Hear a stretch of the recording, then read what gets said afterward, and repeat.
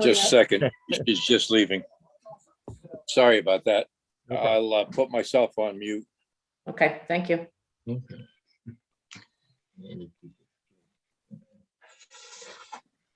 Okay, I'm gonna let TAC take the seat and you'll be all set. There you go. Okay, so good evening, the Little Compton Board, Zoning Board will come to order. It's 7:02 on my clock here. First action is to call the roll to see what members are here.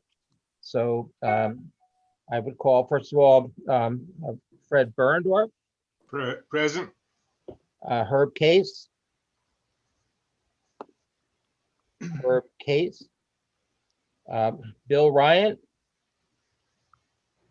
Bill Ryan. I do not see him. Okay. And Carol, you'll let me know if any of these folks come in. Yes, I will. Thank you. And George Goulart. He was not coming tonight. Okay. Do you Uh, know? Just Okay. Tack Eddie. here. Charlie Hall. You're on mute still, Charlie. Here, And Mike Focarelli. Here. Okay, That's so fine. we have 5 members present, which is enough for a quorum.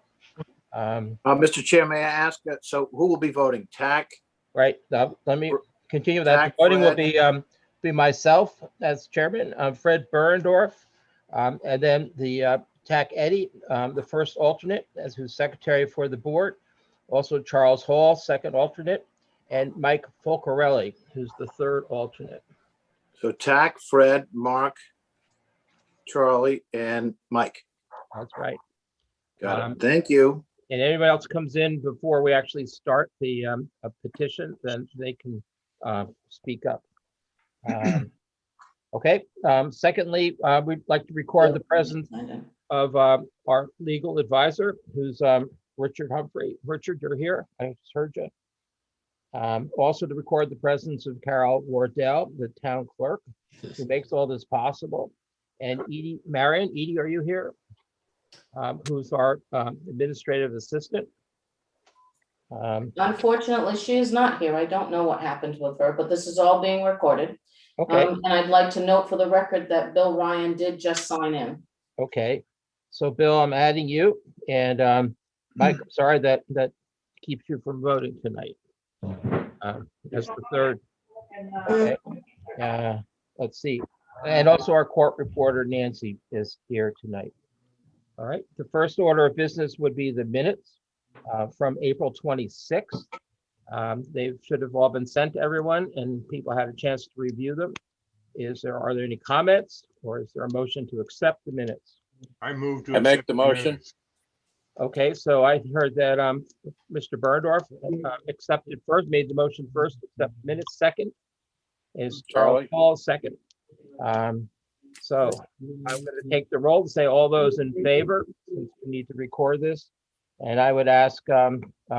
Berndorf, are you in favor? Yes. Mr. Ryan, Aye. Mr. Eddie, Yes, Mr. Hall, yes, Mr. Focarelli, Yes. and then I'm in favor of the minutes as well. So the minutes are passed. Okay. The main business tonight is a petition for a variance by Earl or Trip Sampson and Allison Sampson. And this is a variance, and so therefore requires 4 votes of the members, 4 votes out of 5. And Mr. Secretary Tack, if you could read the notice in the Secana Times, would be grateful. petition of Earl A. Sampson III and Allison D. Sampson, owners of the subject property located at 20L, L as in Lima, Secana Point Road, Little Compton, Rhode Island.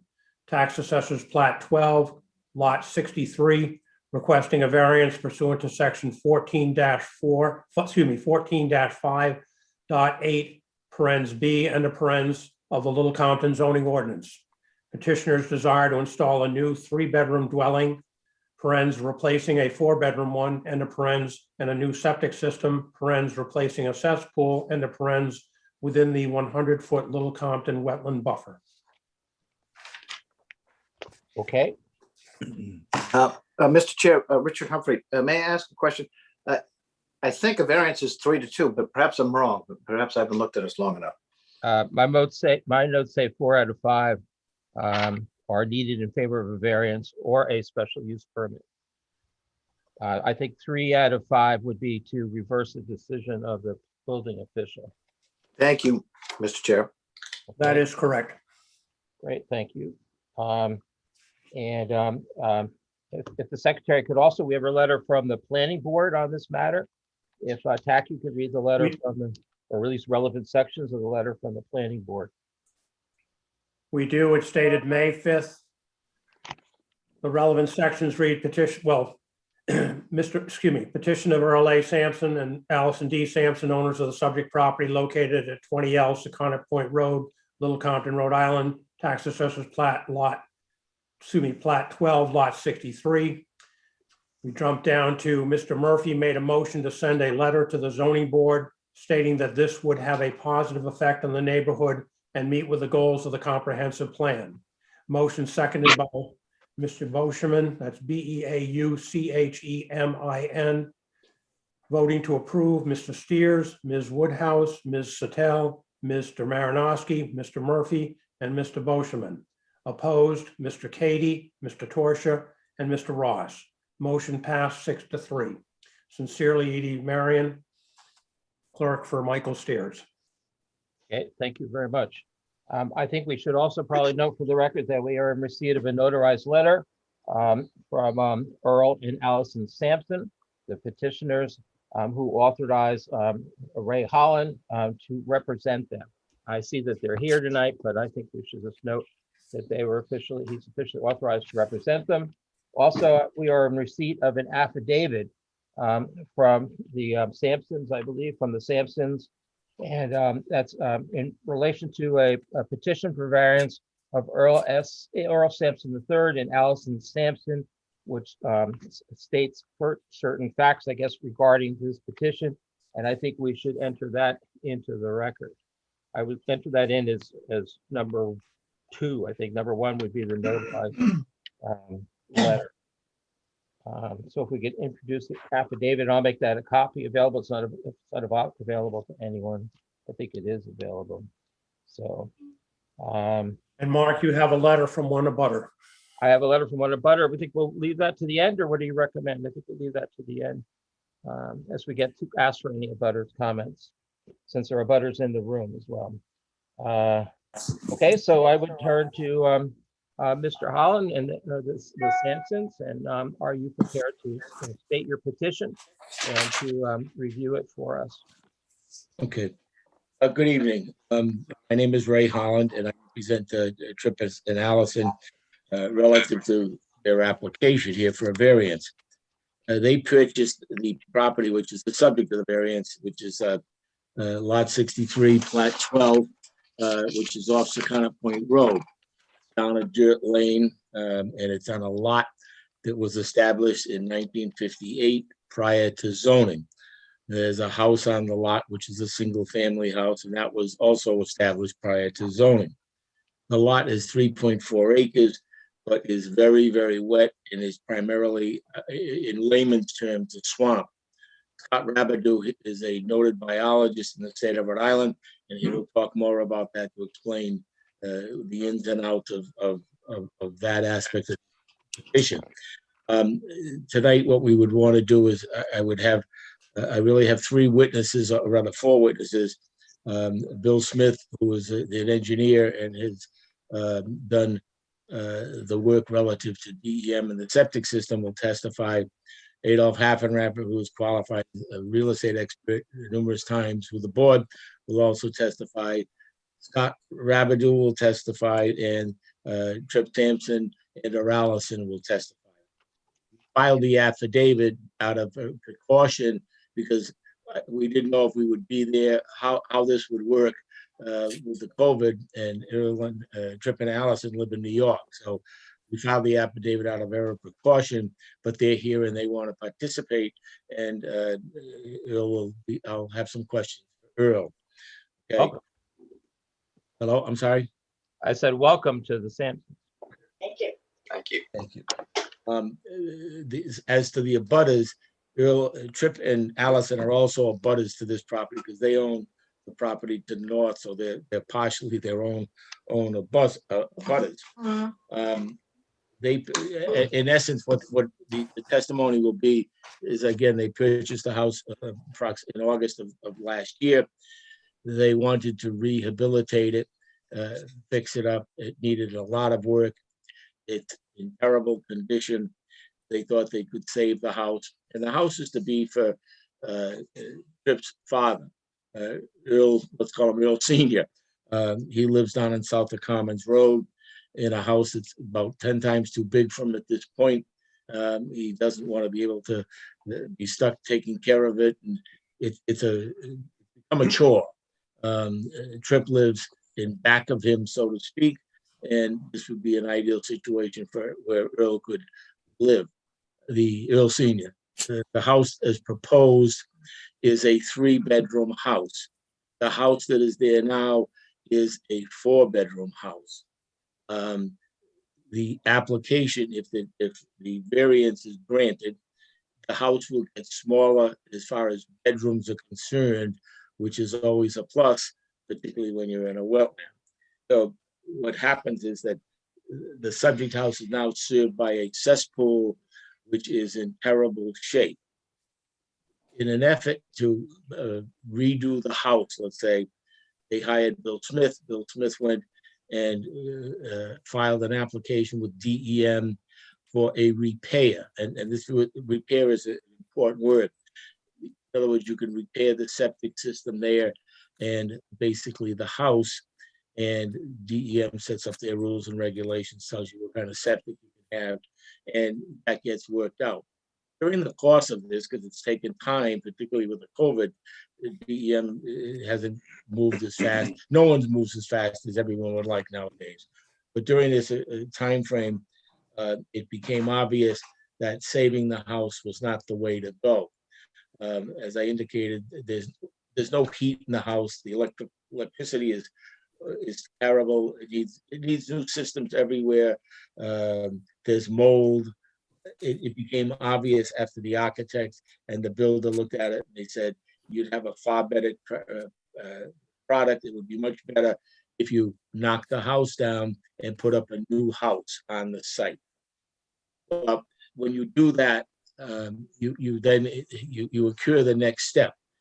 This property is one of those unusual ones in Little Compton where it's in the jurisdiction of DEM for many things and CRMC, and they cross over. So it's like a double barrel, so to speak.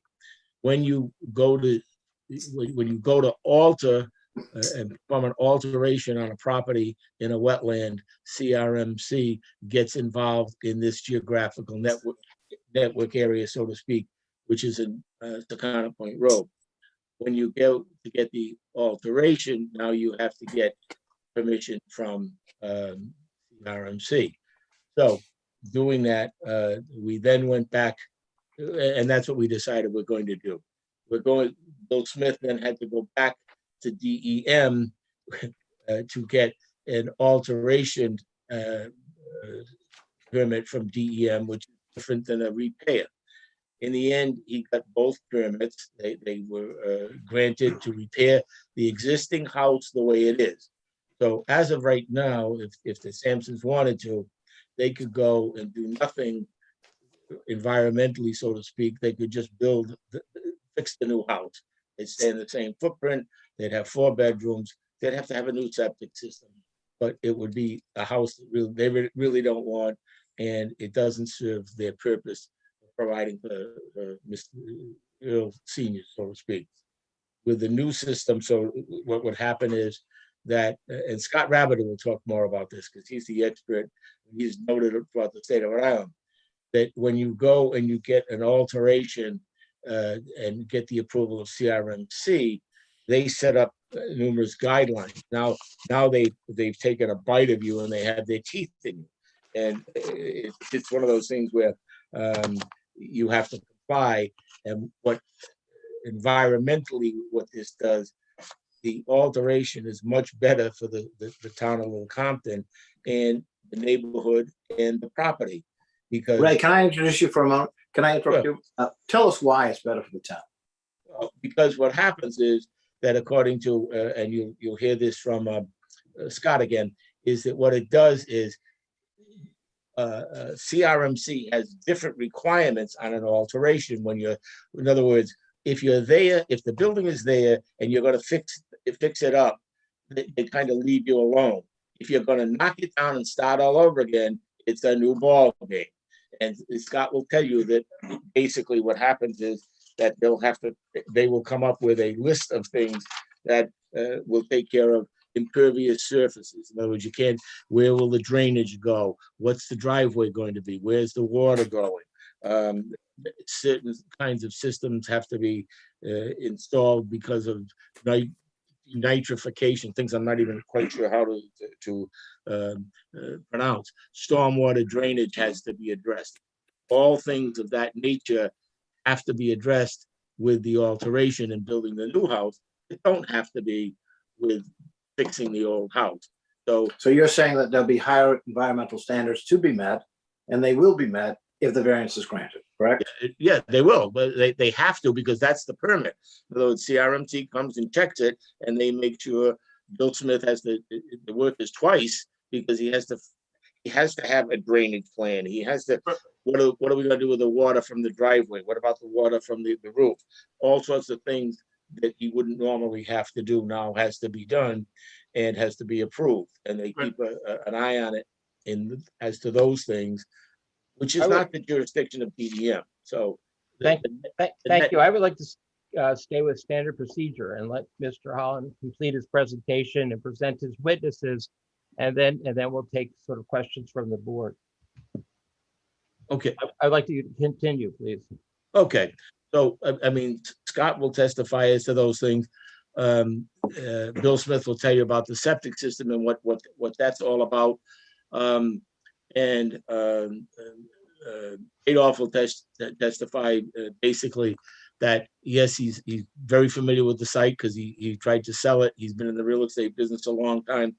And that this has no adverse or any way a negative effect on the neighborhood. In fact, it's a positive because it makes the wetland better.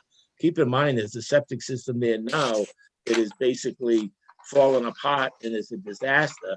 So that this is what they're going to do septic wise, and with the requirements of CRMT, it's just going to make the wetlands better, not worse. So it's a net plus for the town. It's more expensive and it's more work, but it's a better product than just having them come along and fix the house that's there, put new windows, new siding, because the rules and regulations for the regulatory agency are different.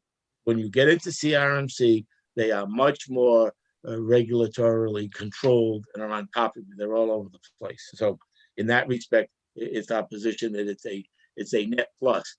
We understand that the house is approximately 40 feet bigger than the house that's there now. However, it is one bedroom less, which is another plus to the environment. And the 40 feet, Trip will tell you, I don't mean to laugh, but it's an area for his dad. His dad cuts the grass himself and he has a lawnmower. It's no other place to put the damn lawnmower in the garage, but in that 5x8 strip on the side. So Trip can tell you a little bit more about that. But that's what we're going to that will be our case. And I mean, if anybody has any questions at this point, please, I'll be glad to ask them. Mark, Mr. Berndorf. Fred. Ray, basically, what do we have to decide on this? I know the CMCC and everybody else has all sorts of crazy things required, but what do we have to decide tonight? Okay. What the other thing that which I was going to bring up, under our ordinance, we have a Little Compton has a wetland buffer, and it's 100-foot wetland buffer. Correct. That says that if you can't unless you go and get permission. It says basically that in this wetland buffer, the first 50 feet is within. Ray, we lost your sound.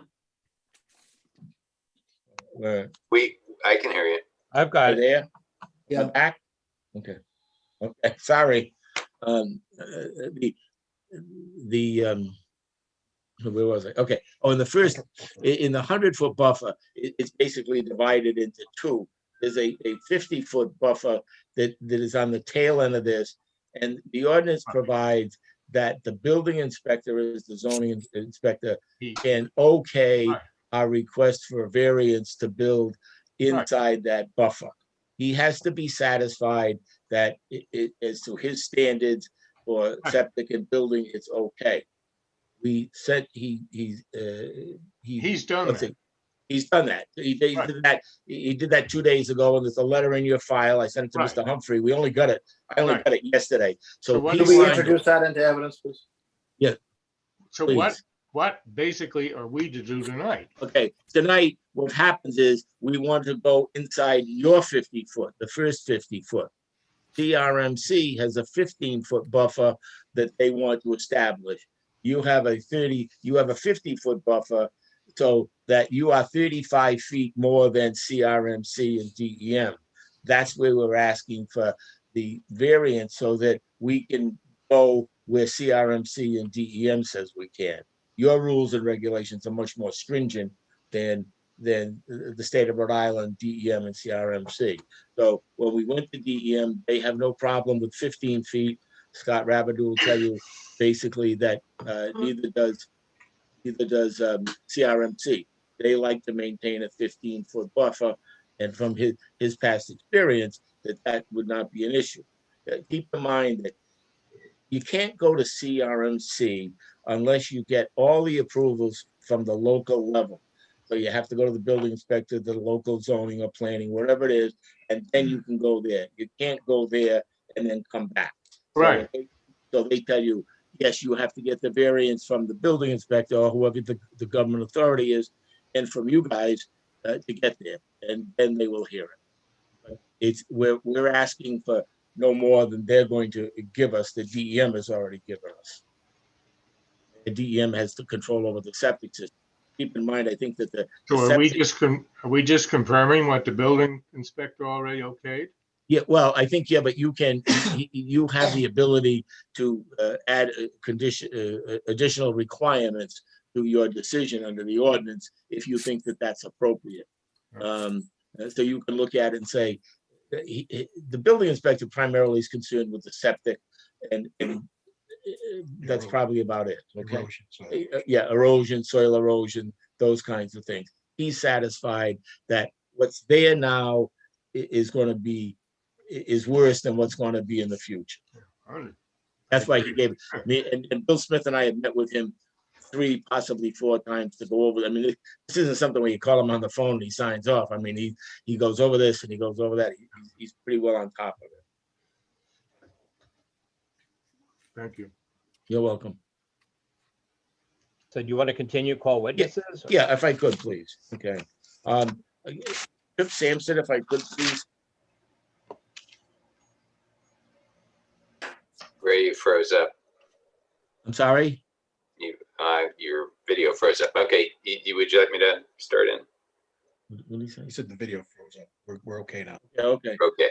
All right. Does Mr. Sampson have to be sworn in here? Does he need to be sworn in? Yes, he does. So Okay, Nancy, I mean, if- that's fine. For some reason, I'm thinking the past meetings, we weren't swearing in, but that's fine. If you raise your right hand, please. Do you swear to tell the truth, the whole truth, and nothing but the truth? I do. State your full name for the record. Earl A. Sampson III. Okay, thank you. thank you. Trip, to begin with, you signed an affidavit, which is part of this proceeding, which was filed. And is that basically your testimony in this matter? It is. Okay. But I didn't know if you want to be here or not. So if we'll go over it in addition to that. Can you explain to the board what it is that you're doing with the property? Okay. Well, I think overall, I think Ray really, I lost volume on you guys. We can hear you. we can hear you. Yeah, I lost all volume too, just so you know. I thought it was me, but Okay, so it's not just me. no, it's not, ma'am. No. Can you hear now? We can hear you fine. I can. Okay. Last Zoom Okay, meeting.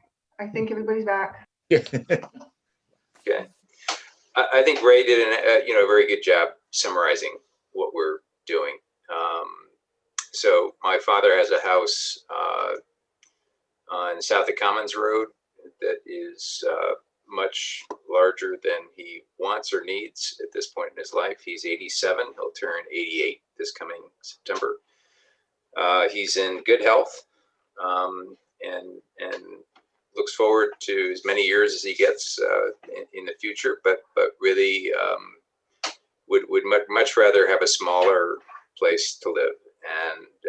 And as he gets older, would like to be closer by so that he can be near us. So when this house came on the market, we thought about it, talked about it, and decided that it would be a good thing to do.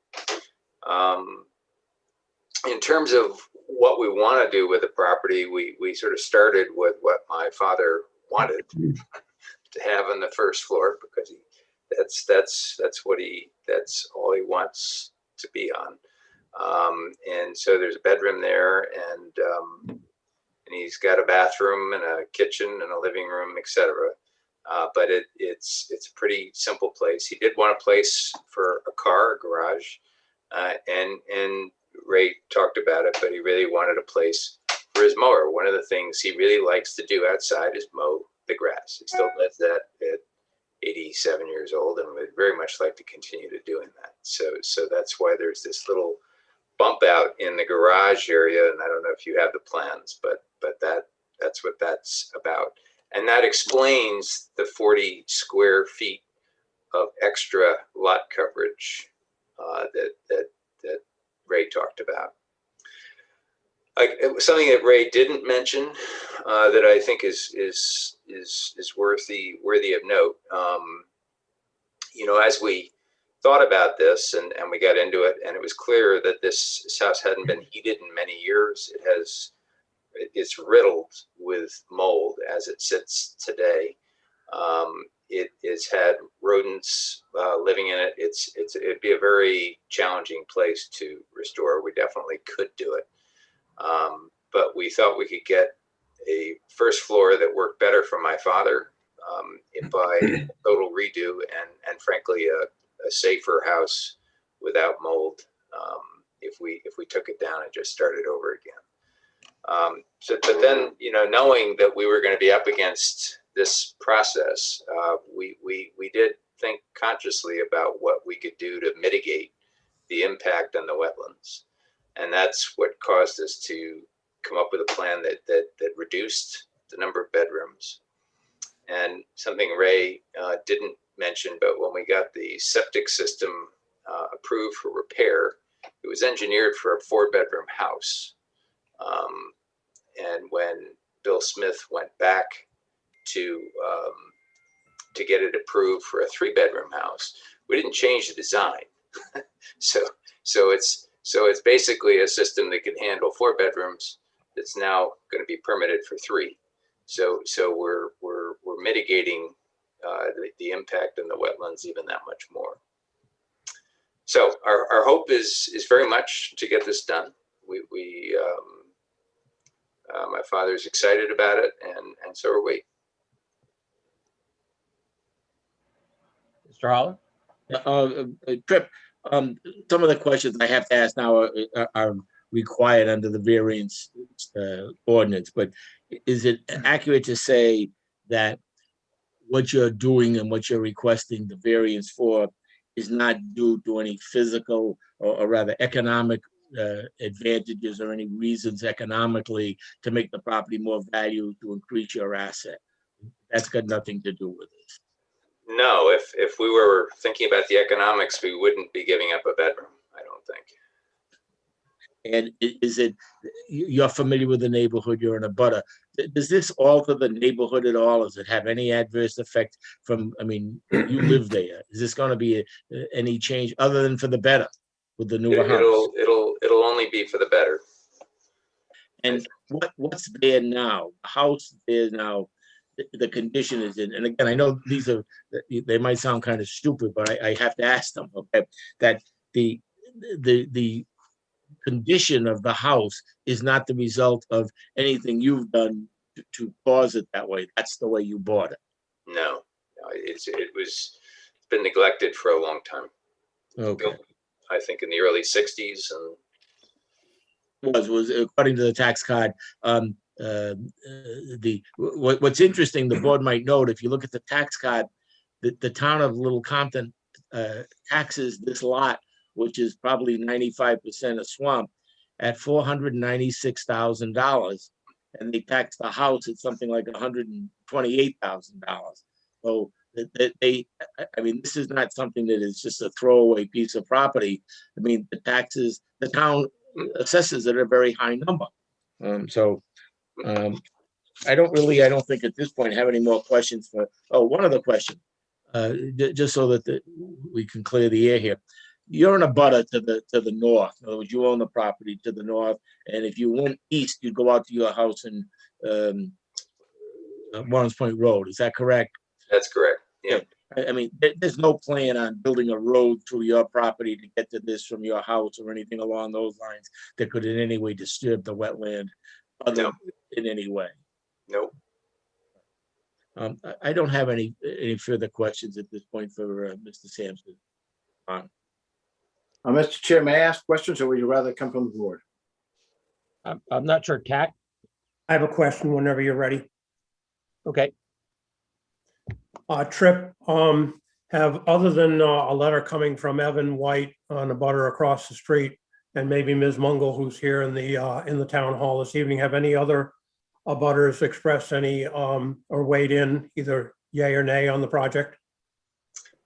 No one's. We had one of the Woodhouses call to ask us some questions, but expressed no positive or negative view.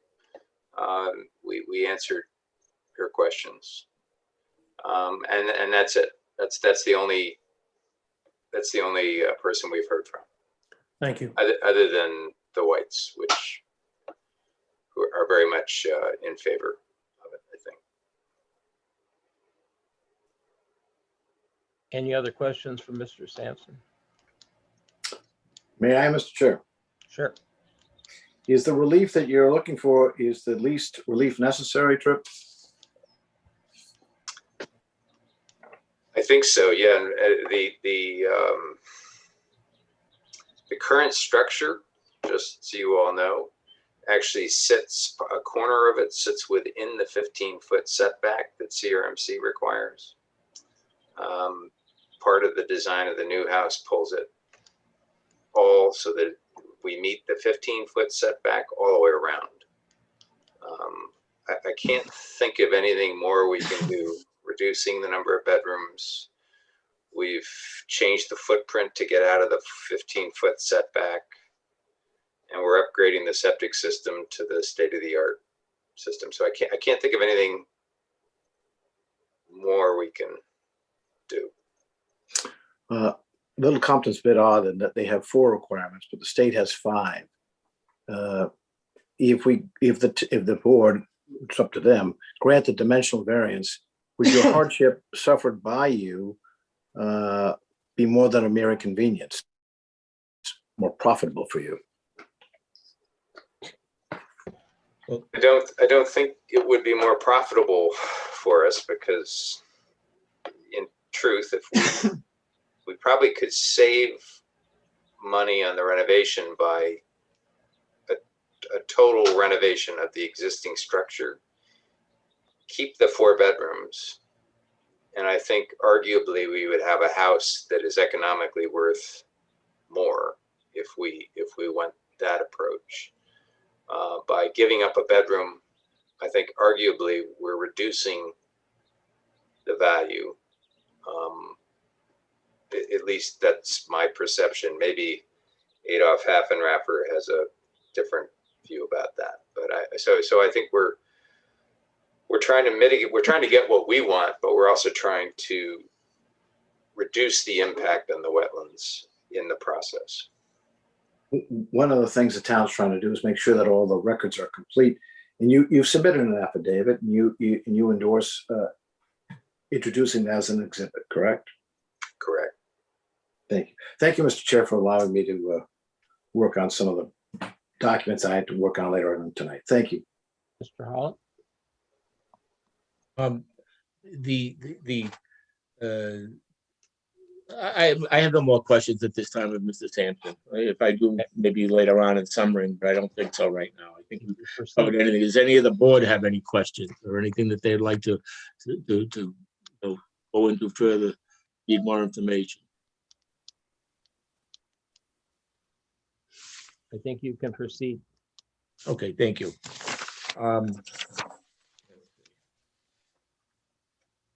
Bill Smith, please.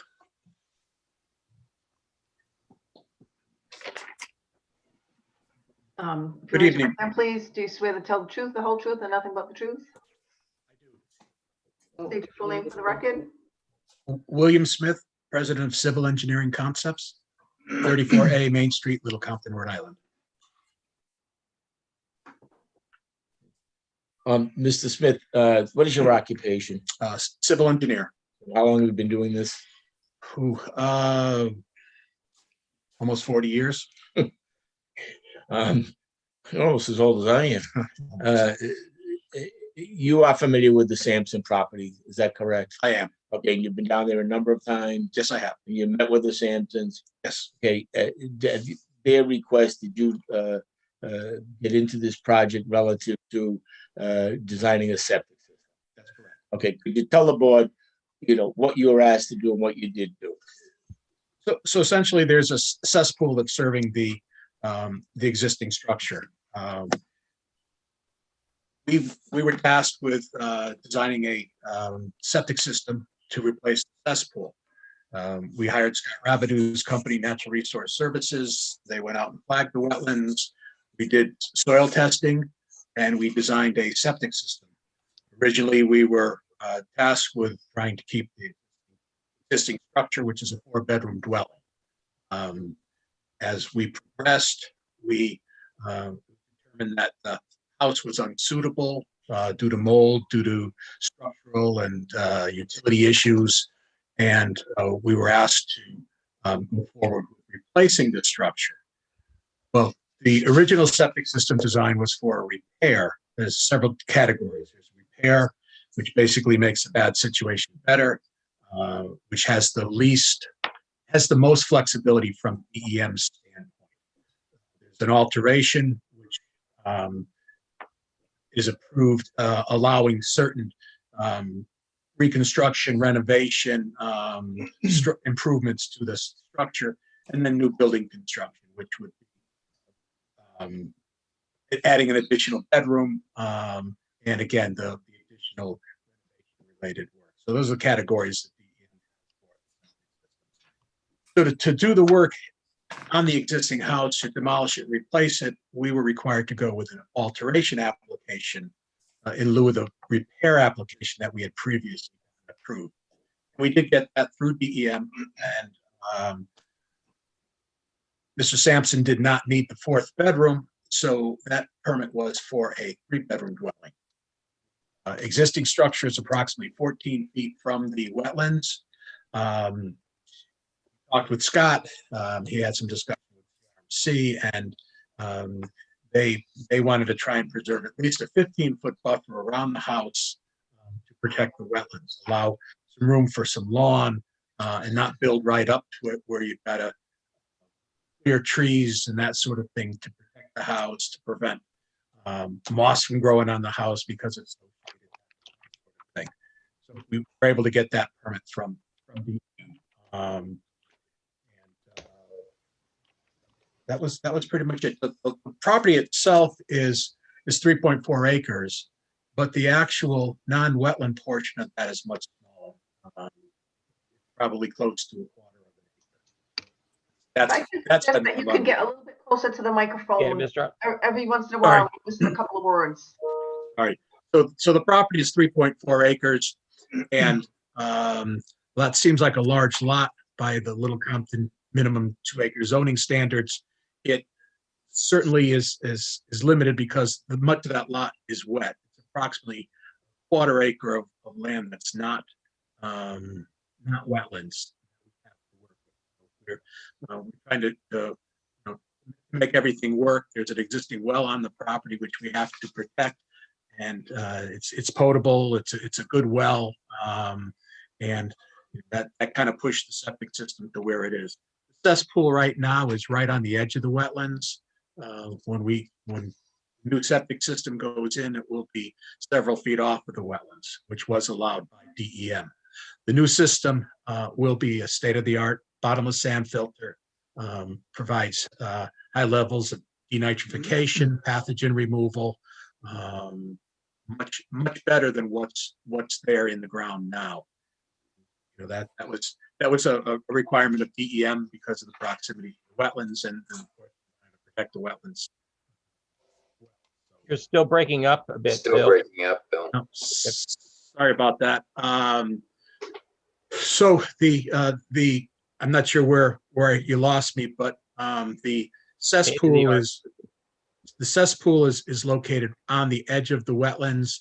The new septic system, this new state-of-the-art septic system, will be located several feet off of the wetlands. We were able to permit through DEM.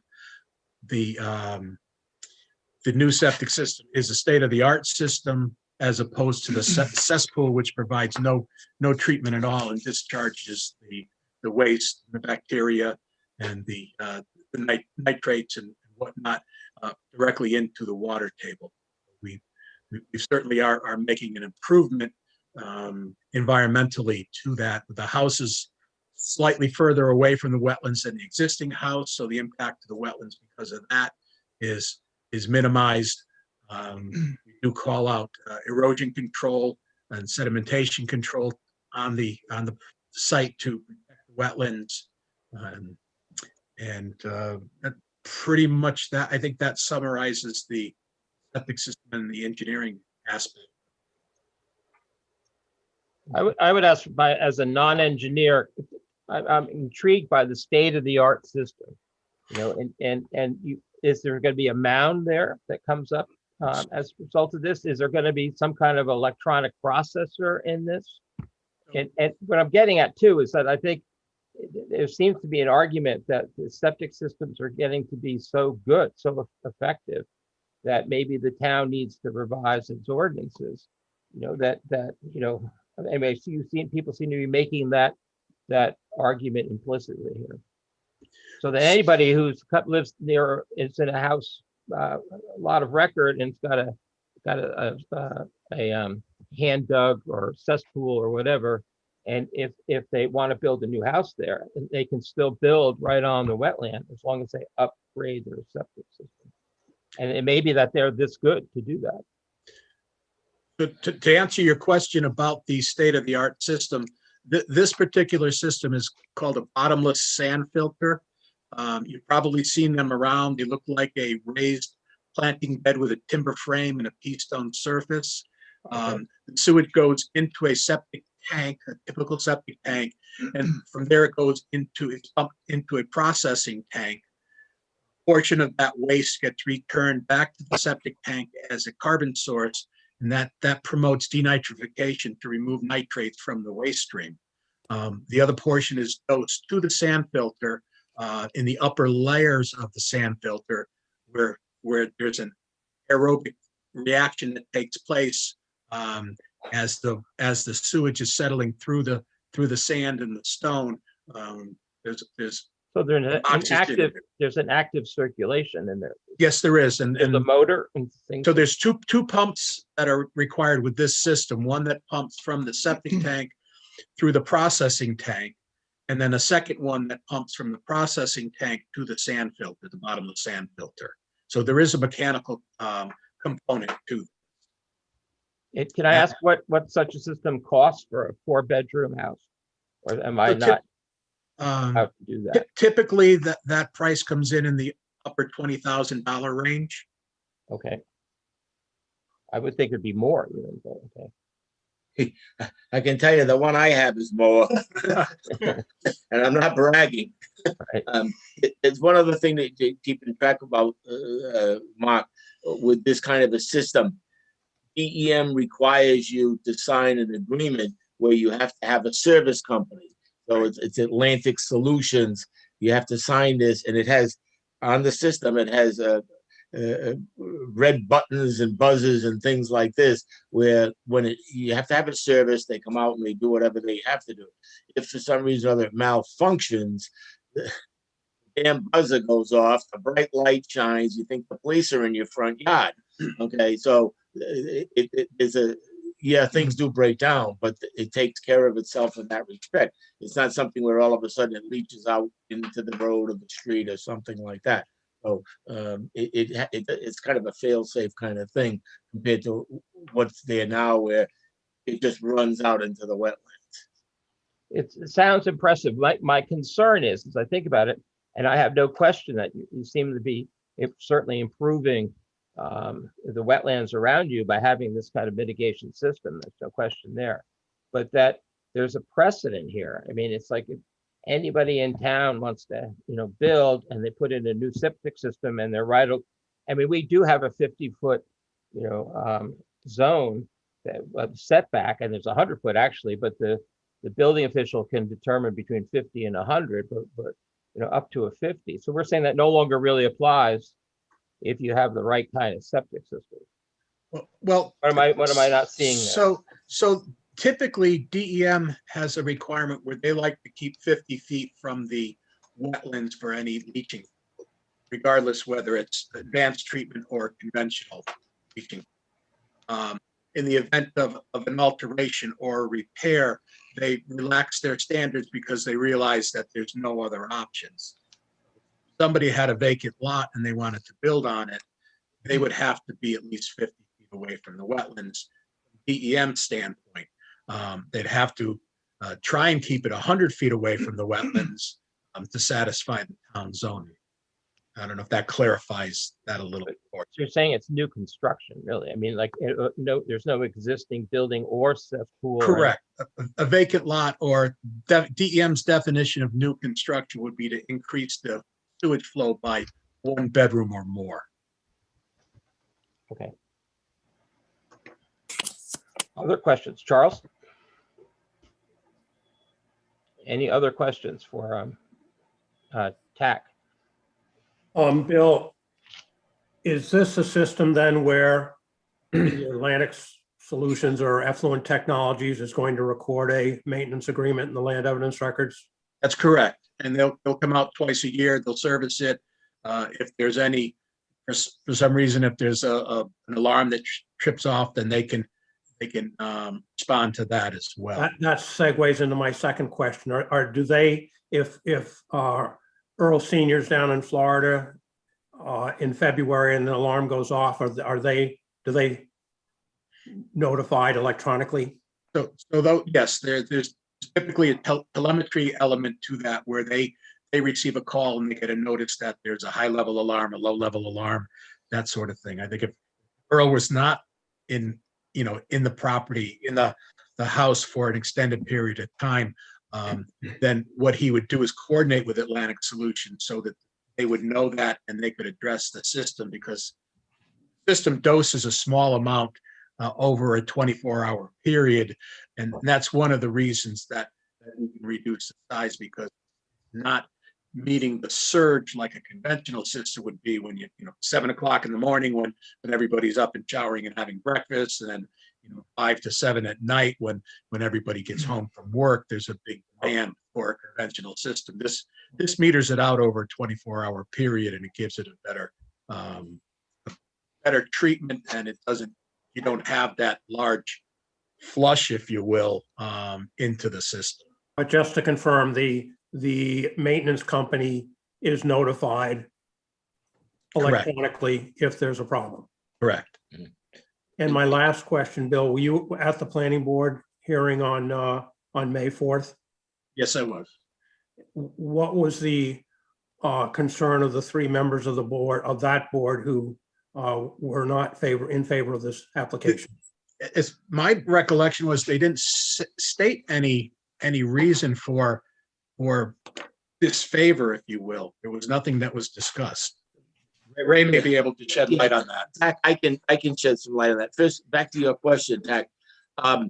The Atlantic Solutions is very good in that we had a situation with our house where once we lost the electricity and the electricity went off, and when our generator went on, then the generator went off, the electricity came back, and it caused some kind of a malfunction, and our light went off and it raised holy hell. And the next morning we got a telephone call from them. So they are on top of this, like, this isn't something that just goes on and nobody can hear it. So they are on top of it. Good.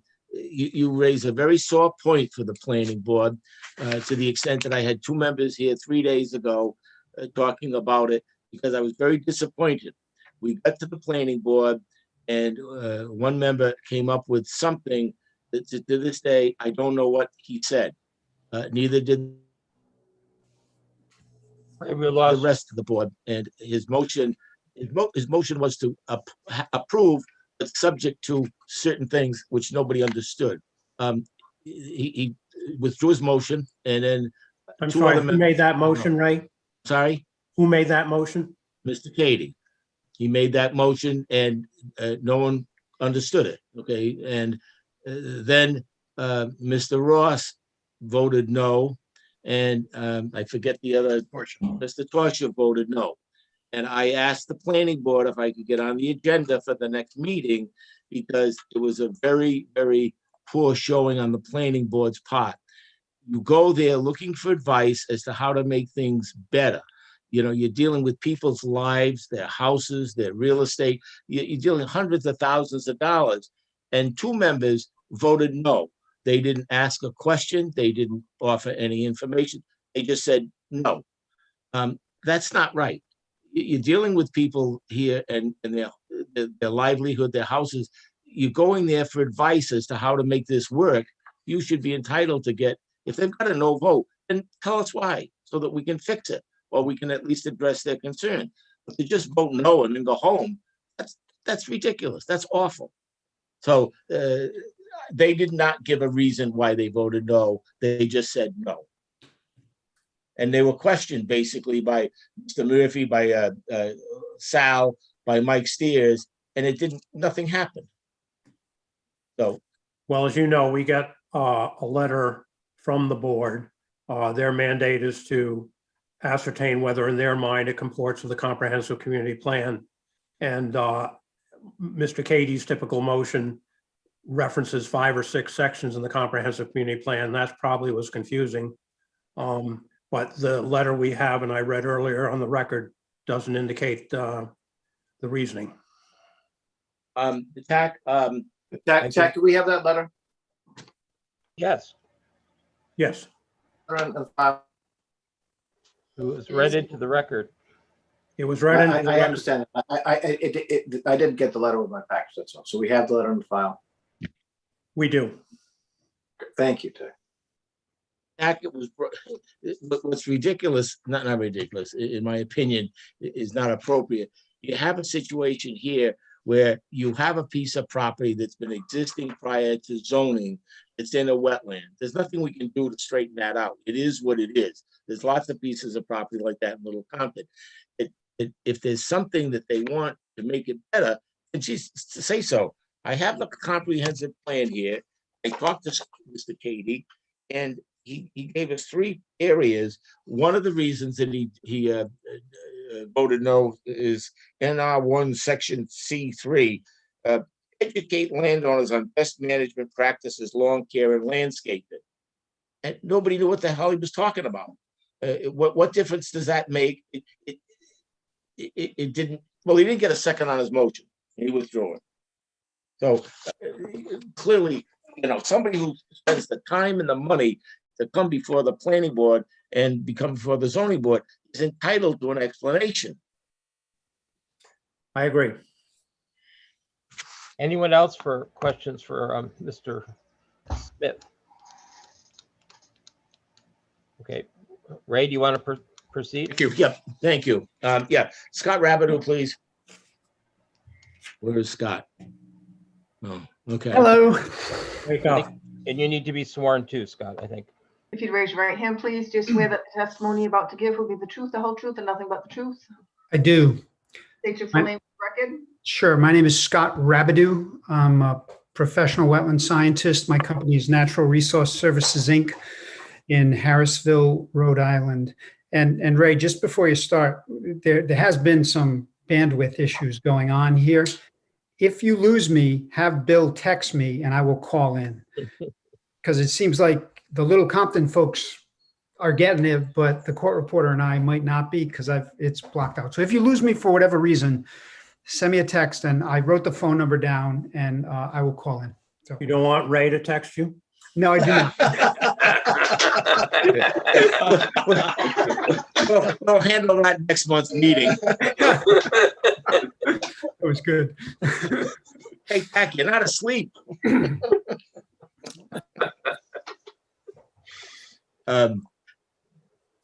Can I proceed? Yes, please. Okay, Scott, what is a biologist?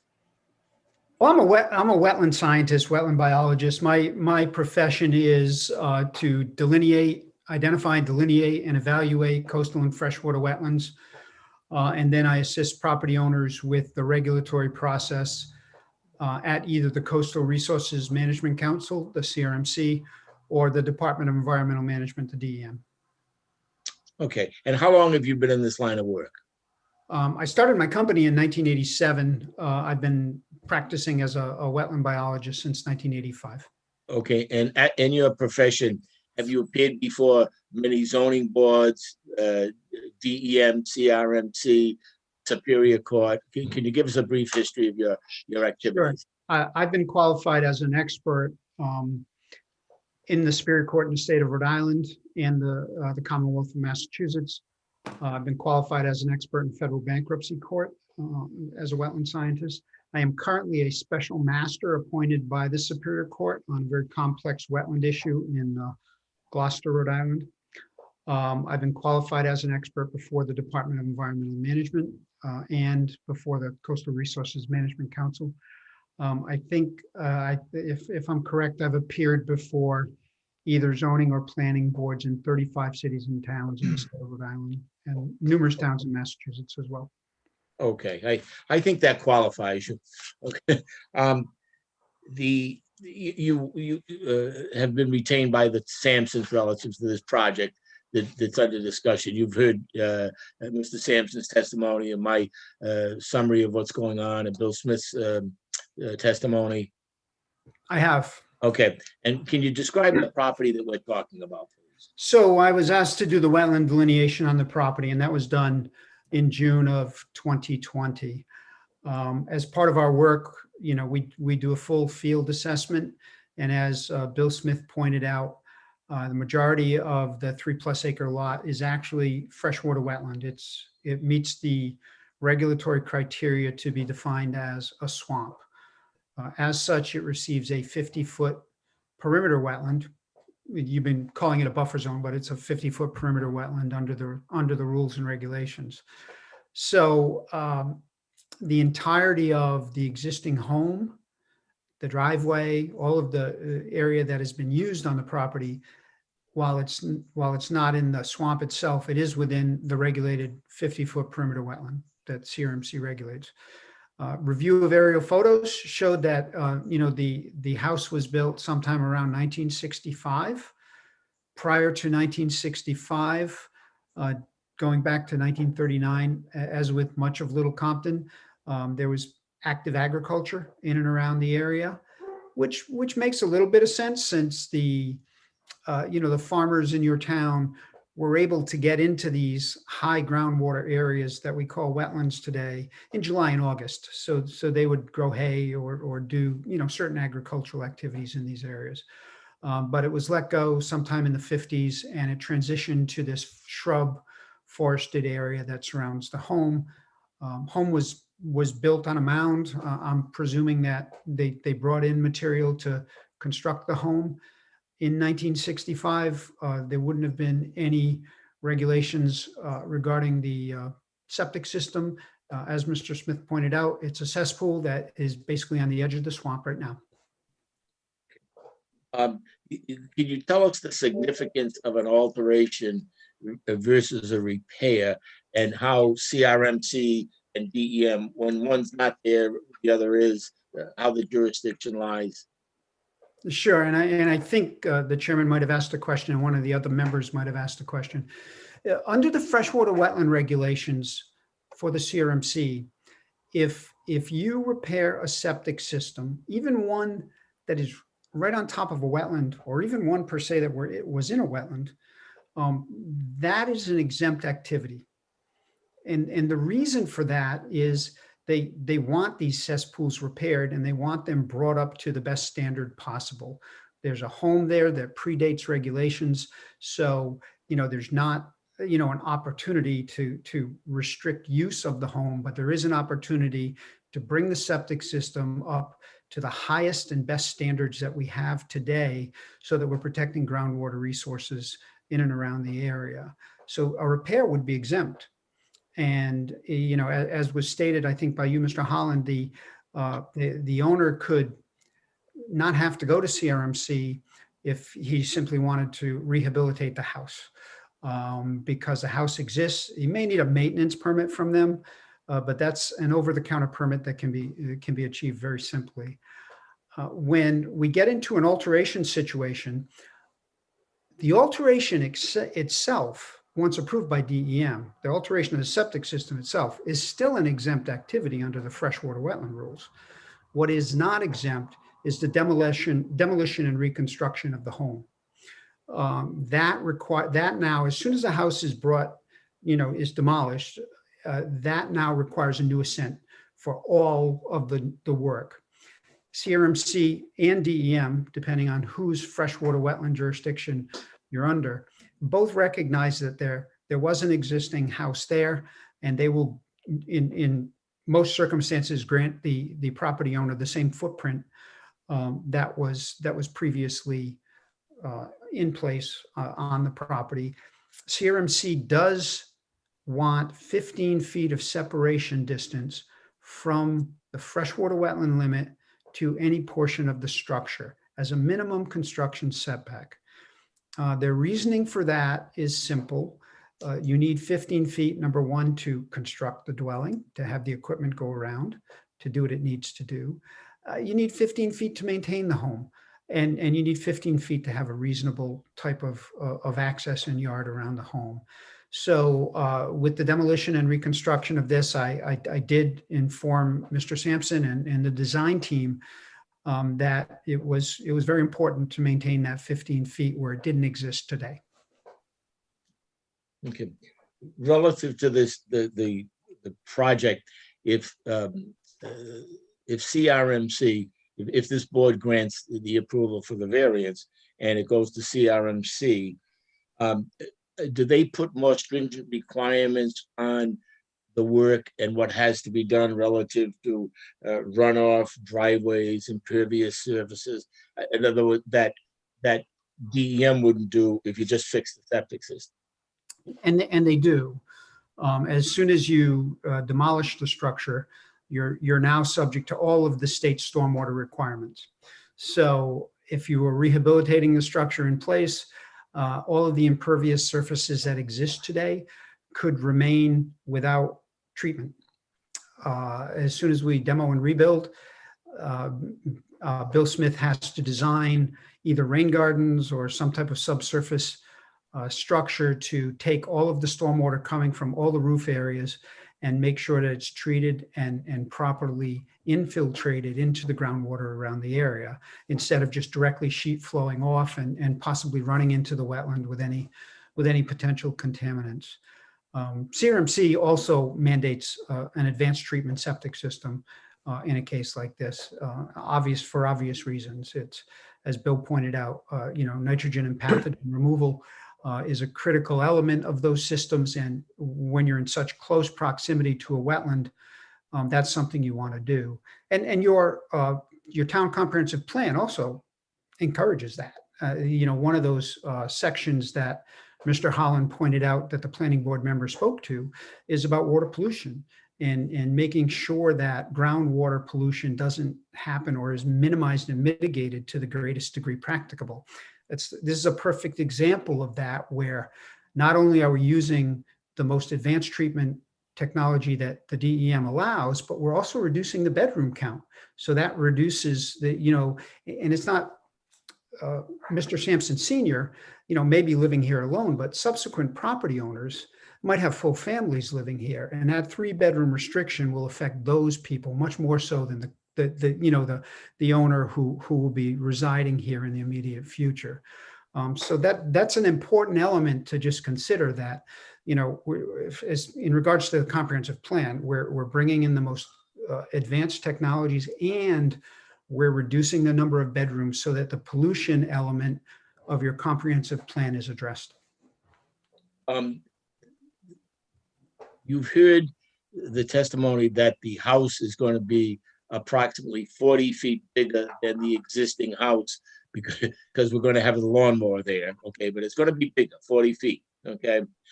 Considering the fact that we're going to make the house there now 40 feet bigger, but we're going to have CRMC govern all these areas by the runoff, things of this nature that they wouldn't do otherwise. When all is said and done, is this a net plus for the town and the environment, as opposed to just fixing the old house? In my opinion, it is. The 40 square feet it's larger, obviously, but that's fairly de minimis, in terms of the overall footprint. And it still meets the 15-foot setback. Where they're doing the little bump out, you still have plenty of separation distance. So the net positive from this project for the environment, in my opinion, still exists. It exists with just a rehabilitation because the septic system is being replaced, but there's a greater net positive with the demolition and reconstruction of the house, because you're getting the septic system and you're also getting all of the stormwater treatment that you need from all of the impervious surfaces. And you're getting that full 15 feet of separation distance. And you're getting one less bedroom. Right, that's the water quality improvement as well, correct. I have nothing further of Mr. Scott. I'd just like to clarify. So this is designed for a 4-bedroom house, but it's actually a 3-bedroom house. In this case, if some future resident wanted to add a 4th bedroom, would they need to do anything different, or you were saying if it goes up a bedroom, if a house goes up a bedroom, some future resident? I hopefully there are no contractor developers on the board. But if someone wanted to do a repair of the septic system today at 4 bedrooms, rehab the house, 2 or 3 years from now, come back and demolish and rebuild it, they'd have a permitted 4-bedroom septic system where a new 4-bedroom house could come up. They'd have to come to you, but they would have that ability to do that. That's why I pointed out, this is not so much for Mr. Sampson Senior. This is for subsequent property owners that, in the chain of title now, this is going to be a restricted 3-bedroom design moving forward. So if 30 years from now, there's another demolition and reconstruction, it's a 3-bedroom. It is a 3-bedroom, okay. It will, no, it's not right now. I understand. It's permitted for 4. So even if there's only 3 in the house right now, it's permitted for 4. And that's where I point out, if somebody wanted to be, I don't want to use the word cute, but manipulate the regulations, that scenario could in fact happen.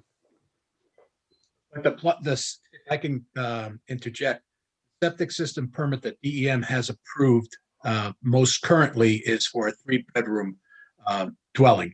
If they were going to increase that, anybody would have to go back to DEM to get that established for a 4-bedroom. It's not quite as easy as Scott might have led you to believe. It does have to go back to DEM for their approval. If they're going to do any renovation, like he said, you'd be within the 100-foot buffer zone, the 100-foot Little Compton setback, probably within the 50-foot Little Compton setback, and we would have to come back to the zoning board. Bill, I was pointing out if we got the repair approved at 4 bedrooms. Oh, I'm sorry, Scott. So if we got the repair approved at 4 bedrooms, it did nothing else. There's a 4-bedroom design there now. that's correct. But Okay. currently there's a 3-bedroom on the. Right. Other questions for Mr. Rabideau? Gonna be a three-bedroom system in, correct? Okay, Mr. Holland, you want to proceed? You have another- I'm sorry, okay, Yeah. There you go. Adolf Haffenraffer, please. I'm sorry, Mark, can I ask Oh, one sorry, question? Jack. Oh, Scott. Scott, you mentioned that it's built on a mound, and looking at the site plan done by Bill and how the wetlands follows the driveway in and goes around in this kind of a circular fashion. Is this filled land as far as you know, or your conjecture? My conjecture is, yeah, most of that would be filled land. Was there any upland there? In the sense of natural upland, or you just can't tell at this point? You know, I mean, you can look at the aerial photographs but prior to 1965, the quality is so poor. It's not something where you can use a stereoscope and really determine, you know, wetland limits. When you look at the older photographs, you can see fields. And these are So- photographs at planning and development? Say that again, please. These are photographs, the aerial photographs at DEM? Correct. You would see them right off their website. It's called the Regis database, the Rhode Island Geographic Information Systems database. And if we have these photographs where we think we can determine a wetland edge, we can actually get contact copies of the photographs and use handheld stereoscopes to bring them into 3D. I can tell them French with all my hands. And bring them into 3D, and that way we can determine within a reasonable degree of accuracy whether or not we had a break where a wetland to upland took place. Thank you. You're welcome. Any other questions? Mr. Holland, if you want to proceed. Thank you. Adolf Haffenraffer, please. Raise your right hand, please. Do you swear that the testimony you're about to give will be the truth, the whole truth, and nothing but the truth? I do. State your full name for the record. Adolf Heffenreffer, 424 Long Highway, Little Compton. And I'm a real estate broker with Lila Delman Real Estate. Thank you. Adolf, how long have you been in the real estate business? Since 2005. And have you testified before the planning board and zoning board in Little Compton before? Yes, I have. And you've qualified as an expert witness in real estate matters? Yes, I have. Okay. Are you familiar with the subject? Yes, I am. And have you physically gone down there and looked at it for this project? Yes, and I was in there before when it was for sale, so I'm quite familiar with the property. I showed it a few times when it was on the market. Okay. The subject property, you've heard the testimony of Mr. Smith, of Trip Sampson, of Scott Rabideau, okay? And you know that they want to basically rebuild or tear down the old house, put the new house up.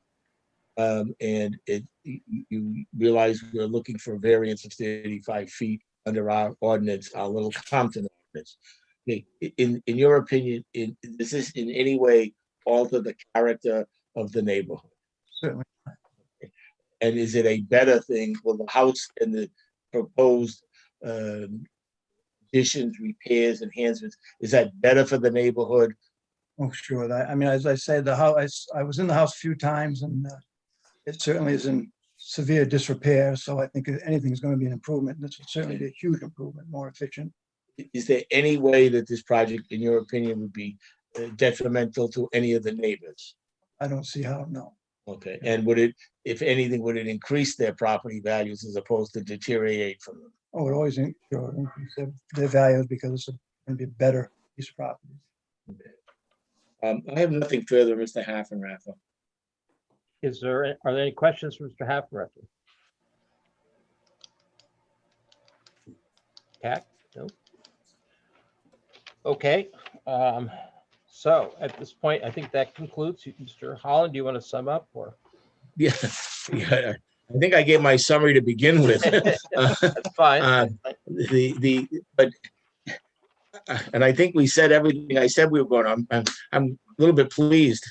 But when you get to the long and the short of it is, it's a very difficult, unique piece of property. It's almost like the house is an island among 4 acres, 3.4 acres. It's very, very wet. The house is a disaster environmentally from a building code situation. The septic system is terrible. Yes, we have a permit to keep the house. We don't have to get anybody's permission. We could go out tomorrow and start rebuilding that house, re-siding it with a 4-bedroom system. We don't want that. We don't want that house. We're willing to give up a bedroom. We'll put in and put up with, and putting up with CRMC is no, easy task. They're very demanding, but that's all right, because we're not trying to get anything done that's out of the ordinary. This is for Mr. Sampson. We're not doing this because we want to make money on a subdivision or anything along those lines. It's for Tripp and Allison's father-in-law. And that's why we're here. Peter Maderas is the building inspector, has granted his approval, and we know he only has part of the equation, and you people have the other half. You have the other 50-foot buffer.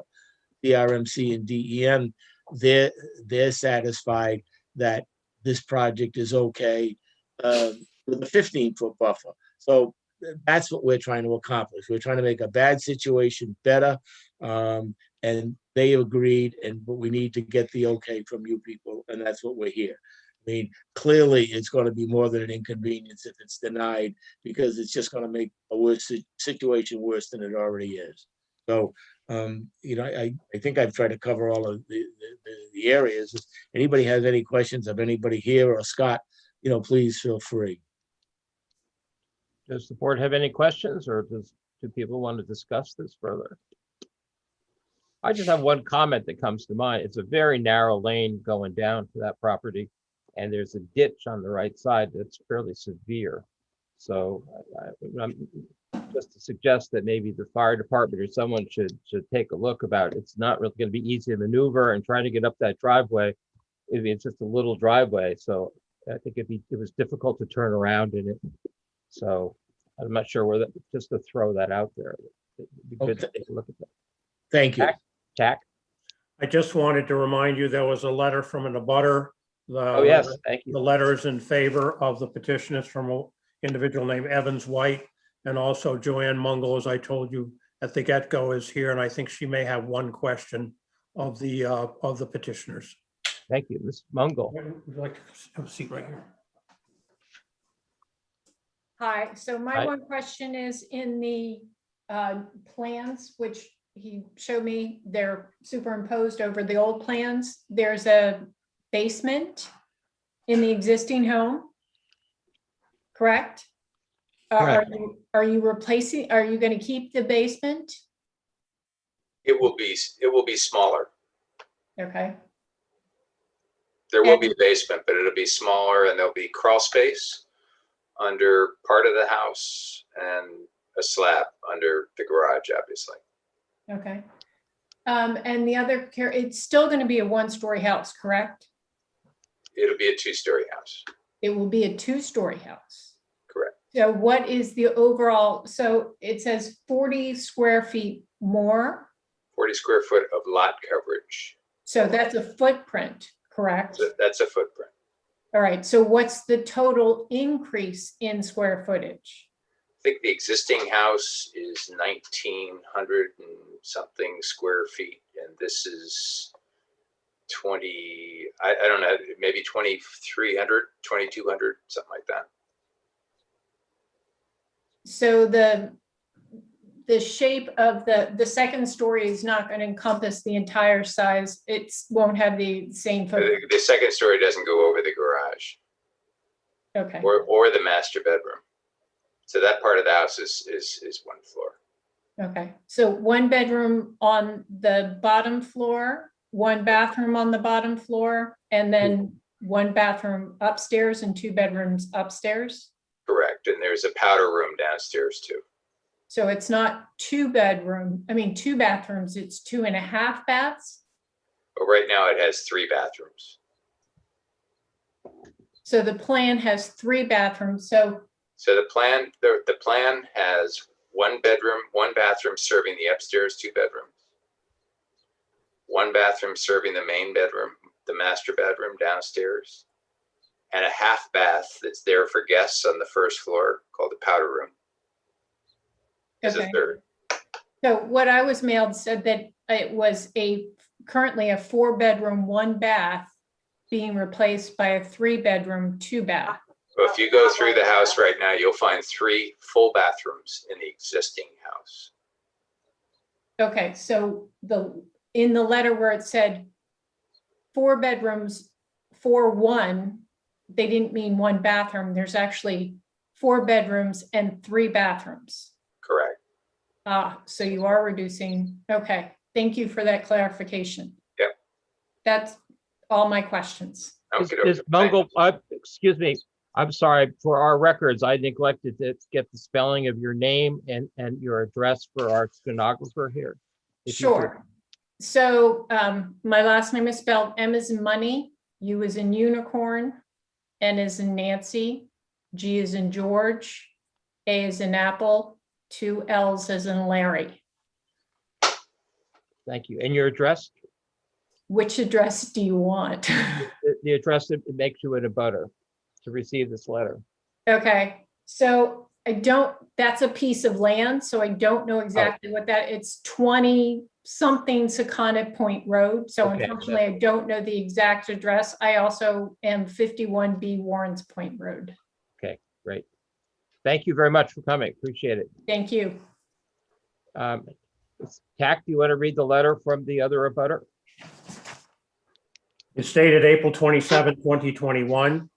Dear Zoning Board of Review members, we received a notice from the Zoning Board of Review relative to the above request for variance by Allison and Earl Sampson III. Our family is the owner of Lot 22, which is directly across the street from their Lot 63. We have known the Sampsons for many years and have reviewed their petition for variance and application / affidavit. We are in complete support of their project as the planned improvement will be a welcome addition to the neighborhood. We look forward to having the Sampson family as neighbors. Thank you, sincerely yours, H.H. White Limited Partnership by Evans White, Evans, EVANS. Thank you very much. Is there any further discussion among the board? If there's not, if our legal advisor could read the requirements for getting a variance under 14.9.6. I can indeed. So this is not a use variance.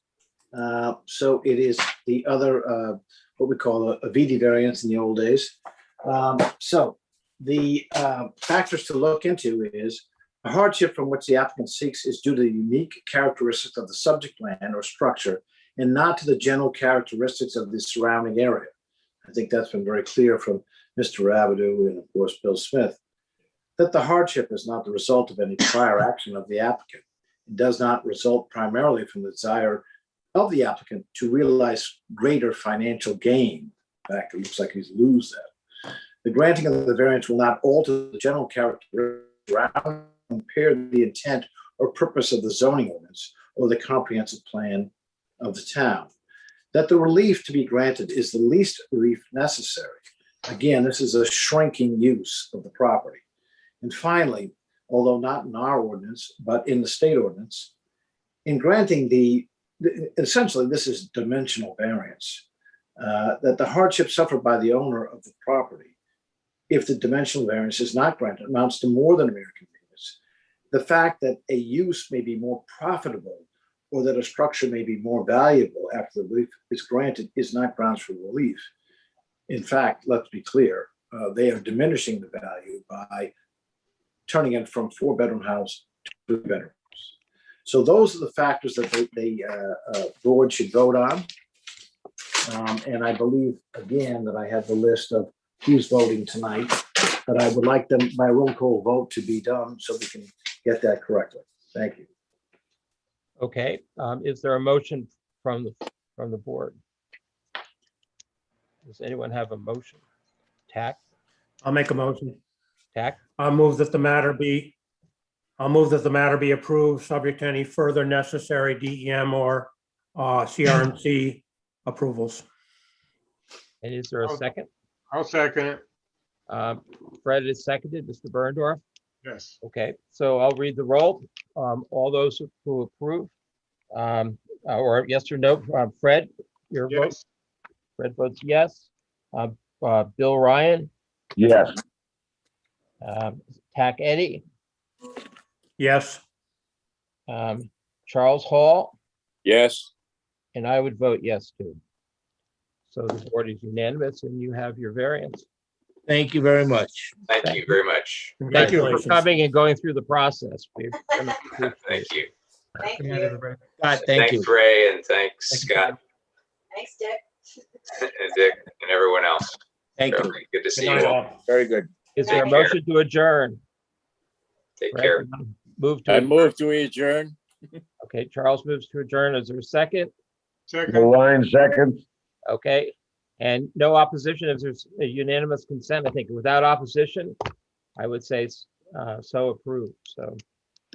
Is there a meeting next? And that, we do not have a meeting in June. Okay, terrific, see you later. In a Zoomless world, we hope, or.